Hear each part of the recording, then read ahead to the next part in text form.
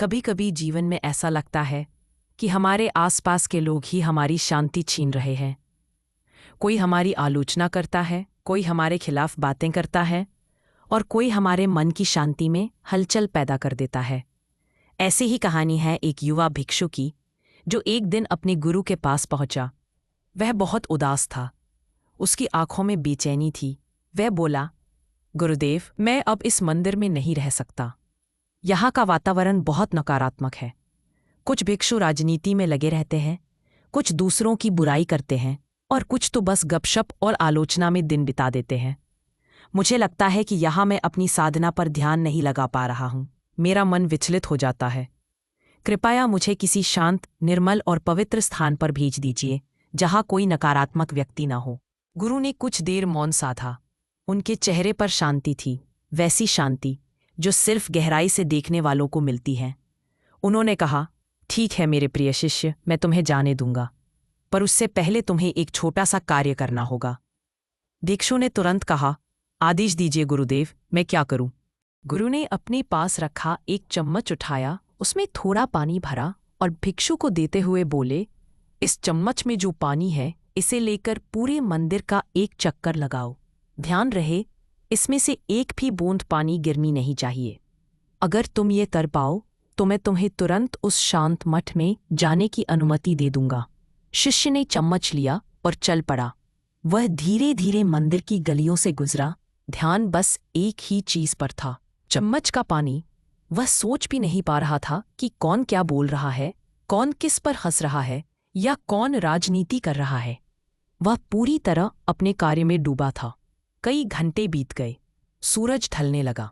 भिक्षु वापस गुरु के पास पहुंचा। थका हुआ था, लेकिन चेहरे पर एक संतोष था। वह बोला, गुरुदेव, मैंने कर दिखाया। मैंने पूरे मंदिर का चक्कर लगाया और इस चम्मच की एक भी बूंद नहीं गिरी। गुरु मुस्कुराए और बोले, बहुत अच्छा मेरे बच्चे, अब मुझे ये बताओ, जब तुम मंदिर में घूम रहे थे, क्या तुम्हें किसी भिक्षु की राजनीति सुनाई दी? क्या तुम्हें किसी की बुराई या नकारात्मक बातें सुनाई दी? शिष्य ने हल्की हंसी के साथ कहा, नहीं गुरुदेव, मैं तो सिर्फ उस चम्मच के पानी पर केंद्रित था। मुझे कुछ और सुनाई ही नहीं दिया। गुरु ने आंखें बंद की और बोले, यही तो जीवन का रहस्य है मेरे शिष्य। जब तुम्हारा ध्यान अपने लक्ष्य पर होता है तो बाकी सब कुछ सिर्फ शोर बन जाता है। तुम जहां भी जाओगे, नकारात्मक लोग तुम्हें मिलेंगे। कभी कोई तुम्हारी आलोचना करेगा, कभी कोई तुम्हें नीचा दिखाने की कोशिश करेगा, कभी कोई तुम्हारी अच्छाइयों पर भी उंगली उठाएगा। पर याद रखना, अगर तुम्हारा ध्यान अपने उद्देश्य पर है तो ये सारी बातें तुम्हारे कानों तक पहुंचेंगी भी नहीं। यह दुनिया तुम्हारे हिसाब से नहीं बदल सकती, लेकिन तुम अपने ध्यान का दिशा बदल सकते हो। अगर तुम लोगों की बातों में उलझे रहोगे तो तुम्हारा ध्यान बिखर जाएगा, पर अगर तुम अपने काम, अपने लक्ष्य और अपने आत्म सत्य पर टिके रहोगे तो वही तुम्हारी साधना बन जाएगी। गुरु आगे बोले, शांति किसी स्थान में नहीं मिलती, वह तो तुम्हारे अंदर होती है। अगर मन स्थिर है तो भीड़ में भी ध्यान संभव है, पर अगर मन अशांत है तो अकेले जंगल। भिक्षु की आंखें नम हो गईं।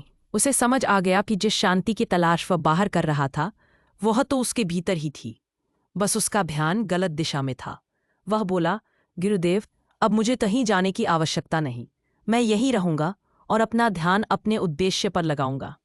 गुरु मुस्कुराए और बोले, याद रखो मेरे बच्चे, जीवन में हमेशा दो चीजें तुम्हारे साथ रहेंगी, शोर और शांति। लेकिन कौन सी चीज तुम्हारे भीतर रहेगी, यह हमेशा तुम्हारे चुनाव पर निर्भर करता है।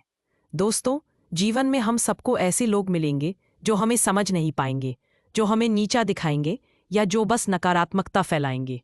लेकिन सवाल यह नहीं कि वे क्या कर रहे हैं, सवाल यह है कि हम किस पर ध्यान दे रहे हैं, क्योंकि जहां ध्यान है वहीं जीवन